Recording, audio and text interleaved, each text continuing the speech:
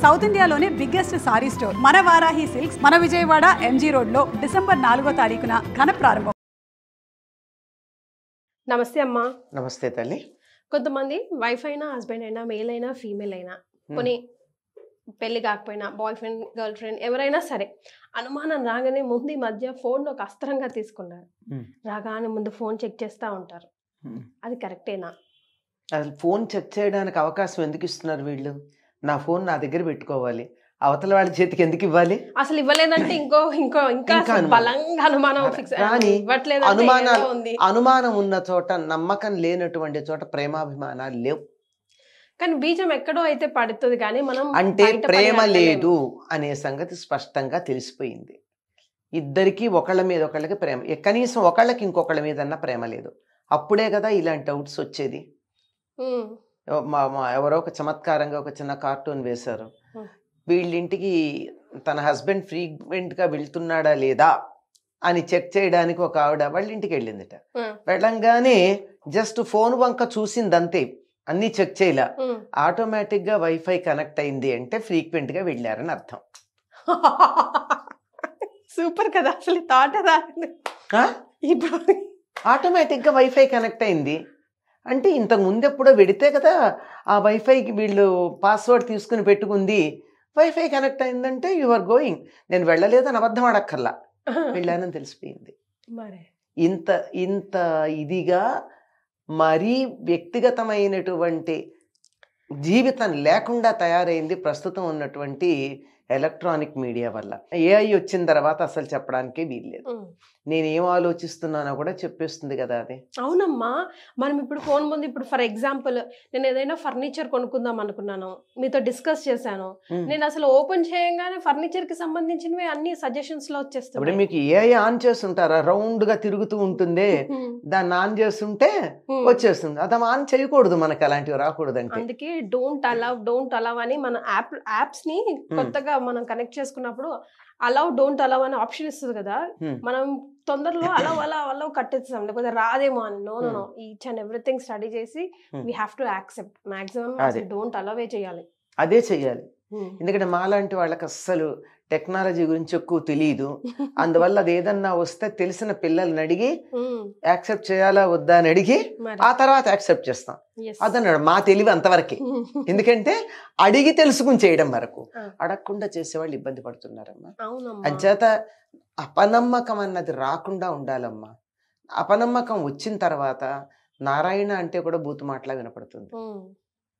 అవును, నిజంగా. ఒక్కసారి చిన్న బీజం పడిన రీజన్ లో ఏ తుమ్మిన దగ్గర అది విషియస్ గా ప్రతి దానికి అదే దృష్టితో చూస్తాం. మనం పెట్టుకున్న కళ్ళజోడు బట్టి వస్తూ ఉంటుంది కనుక అసలు అపనమ్మకం ఒకళ్ళ మీద ఒకళ్ళకి రాకుండా చూసుకోవడం మొట్టమొదటి కర్తవ్యం. ఇద్దరిలోనూ ఉంది అది. ఎగ్జాక్ట్లీ. కానీ వచ్చింది అంటే మాత్రం దాన్ని పోగొట్టడానికి చాలా కష్టపడాలి. పోగొట్టడానికి కష్టపడుతూ ఉంటే అది ఇంకా కన్ఫర్మ్ అవుతుంది. వీళ్ళేదో చేస్తున్నారు అంటే డెఫినెట్లీ ఉంది కనుకే చేస్తున్నారని.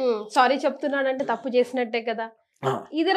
ఇలా ఏదైనా సరే అలా ఉంటుంది కనుక అసలు మొట్టమొదట అపనమ్మకం అన్నది లేకుండా చూసుకోవాలి.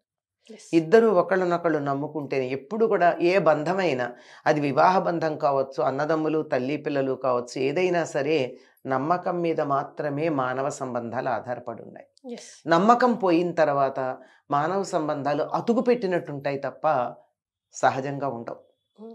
అతికిన సంబంధాలు అతికినట్టే ఉంటాయమ్మా. అతుకులే తప్ప అతుకుల బొంతలా ఉంటుంది జీవితం. కనుక అలా ఫోన్లు చెక్ చేయడం, వాళ్ళ అభిప్రాయాలు చూసుకోవడం, ఇంకా తెలివిగా ఏం చేస్తారు, మా ఫోన్ చెక్ చేస్తున్నారంటే మన అనుకూలమైనటువంటి మెసేజ్లు పంపమని ఎవరికన్నా చెప్పి ఫోన్ అక్కడ వదిలిపెడతారు. అప్పుడు చూసామనుకో, ఇప్పుడు మీరు నేను ఉన్నాం, మీ మీద నాకు అపనమ్మకం ఉంది, అప్పుడు నేను మీ ఫోన్ చెక్ చేస్తున్నాను, అందుకని మీ ఒక ఫ్రెండ్కి చెప్తారు నాకు ఇలా మెసేజ్ పెట్టమని, నా ఎదురుగా ఫోన్ వదిలేస్తారు. ఆ మెసేజ్ చదివేసి నేను అది చదివి పాప ఇన్నాళ్ళు నేను పొరపాటు పడ్డాను కదా అని అనుకుంటాను. మోసం చేయదలుచుకుంటే ఎన్ని మార్గాలు లేవు. అంతే కదా. ఇది అందువల్ల ఇప్పుడు కూడా నమ్మకం మీద మాత్రమే ఆధారపడి ఉంటుంది. నమ్మి చెడిన వారు లేరు. ఒకవేళ ఎప్పుడన్నా ఏదన్నా చిన్న పొరపాటు చేయొచ్చు, భార్యాభర్తల్లో పొరపాటు చేయకుండా ఉంటారు, అందరూ సీతలాగాను రాముళ్లాగా ఉంటారని మనం అనుకోవడానికి వీల్లేదు. మనం కాదు కదా, సీతారాములం కాదు మనం ఎవరం. అమ్మా ఆ స్థాయికి పెడితే ఉండొచ్చు ఎవరో ఒక ఎవరూ లేరని కూడా నేను చెప్పను, ఉంటారు కొద్దిమంది, కానీ అందరూ కాదు కదా. అలా కానప్పుడే కదా ఇటువంటి అనుమానాలు వచ్చేది. అలా వచ్చేటప్పుడు వీలైనంత వరకు అనుమానాలు రాకుండా చూడటమే కాదు, వచ్చినా దాన్ని నేరుగా అడిగి నివారించుకోవాలే తప్ప ఈ దొంగతనంగా చెక్ చేయడం ఉండదు. దొంగతనంగా చెక్ చేయడం మొదలు పెడితే దానికి తగినటువంటి పద్ధతులు వీళ్ళు చేస్తూ ఉంటారు.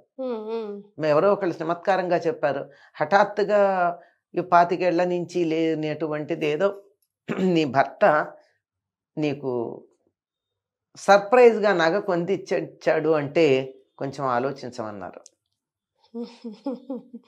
అడగకుండా కొంత ఇచ్చాడంటే ఆలోచన, అనవసరంగా నువ్వు చాలా అందంగా ఉన్నావు అని పొగడ్డం మొదలుపెట్టాడు అనుకో, ఆలోచించాలి. ఇన్నాళ్ళు 25 ఏళ్ల నుంచి కనపడని అందం వాళ్ళు ఏం కనపడింది ఇప్పుడు వృద్ధాప్యం వచ్చాక అని ఆలోచించాలా అక్కర్లేదా?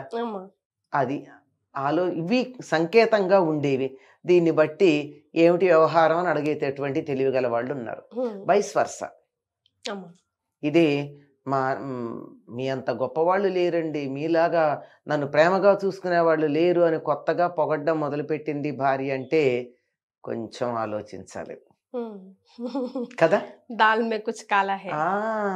అది ఆలోచించాల్సిన అవసరమే ఉంటుంది. ఇవి పైకి కనపడేటటువంటి సంకేతాలు. వీటిని ఏమిటంటారంటే కాన్షియస్ క్లియరెన్స్ అంటారు. చేసిన తప్పుని ఏదో రకంగా మట్టు పెట్టుకునేటటువంటి పద్ధతి. నాకు తెలిసిన ఒక జంట ఉంది, పరమ కోపిష్టతను. ప్రతి చిన్నదానికి భార్యను కొడతాడు. కొట్టడమే ఈడ్చిపెట్టి కొట్టేస్తాడు. ఆ అమ్మాయి ఏం బాధపడదు. ఎందుకో తెలుసా, ఆ రోజు గాని మర్నాడు గాని నగ కొని తెచ్చిస్తాడు. నాకు బాగా తెలిసిన కాపురం ఇది. కొడితే కొట్టాడండి, కొట్టాడు కదా, తప్పు సర్దుకోవడానికి నాకు నగ తెచ్చిస్తాడు. కొట్టడం వరకే పర్వాలా, ఫిజికల్ అది. అదే మెంటల్ గా కొడితే అంటే ఇంకో సంబంధాలు లాంటివి పెట్టుకుని కొడితే అప్పుడు ఇంకా బాధపడాలి. సరే నాకెందుకు, ఆ వ్యవహారం నేను పరిష్కరించమని అడగలేదు గనక, ఆ అమ్మాయి ఆనందంగా చెప్పింది గనక తలూపాను, ఊరుకున్నాను. కానీ రెస్పెక్ట్ మీద, ట్రస్ట్ మీద కొట్టకూడదమ్మా ఎవరిని కూడా. కోలుకోలేదు జీవితంలో కదమ్మా, చాలా కష్టం అమ్మా. ఇప్పుడు ఒక దెబ్బ కొడితే పర్వాలేదు కానీ మనసు మీద దెబ్బ కొట్టకూడదు. కాలు జారితే తీసుకుంటాను, నోరు జారితే తీసుకోలేమని. ఒంటి మీద పడిన దెబ్బ మానిపోతుంది కానీ మనసు మీద పడిన దెబ్బ మానదు. కనుక అటువంటివి లేకుండా జాగ్రత్త పడాలి. ఇప్పుడు అనుమానించినందువల్ల బాధపడి నువ్వు నన్ను అనవసరంగా అనుమానిస్తున్నావని విడాకులు తీసుకున్న వాళ్ళు కూడా ఉన్నారు. నిజంగా తప్పు లేకుండా అనుమానించి హింస పెట్టినందువల్ల. అందువల్ల టూ మచ్గా అనుమానించకూడదు, నమ్మకంతో వెళ్ళాలి. అనుమానం వస్తే తన లెవెల్లో అవతల వాళ్ళకి తెలియకుండా తన పారామీటర్స్ తాను పెట్టుకుని చూసుకోవాలి తప్ప ఓపెన్గా చెయ్యకూడదమ్మా. ఒకవేళ రియలైజ్ అయితే ఎక్స్క్యూజ్ చేయొచ్చా ఎవరైనా, అబ్బాయి అయినా అమ్మాయి? ఇందాకేనే చెప్పాను ఎవరు సీతారాములు కాదని. ఒకళ్ళు భౌతికంగా ఇన్వాల్వ్ అయ్యి ఉండొచ్చు, మానసికంగా నేను ఇన్వాల్వ్ కాలేదు అని గట్టిగా చెప్పగలిగినటువంటి వాళ్ళు ఎవరైనా ఉన్నారా అమ్మా? ఇది కాకుండా ఈ రోజుల్లో ఓపెన్గా నాకు అఫైర్ ఉంది, పర్వాలేదు, మనం కలిసి కాపురం చేద్దాం అనుకునే అండర్స్టాండింగ్కి వచ్చిన వాళ్ళు ఉన్నారు. అసలు వాళ్ళ సంగతి మనకు అక్కర్లేదు, వాళ్ళు అదర్ కేటగిరీ. ఆ category వేరన్నాను.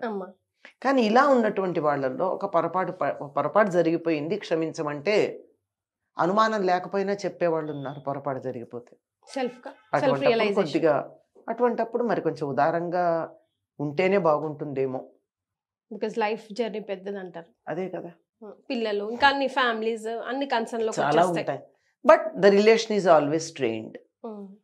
But you can be there with the relation. No option. Strained relation. Thank you so much, Amma.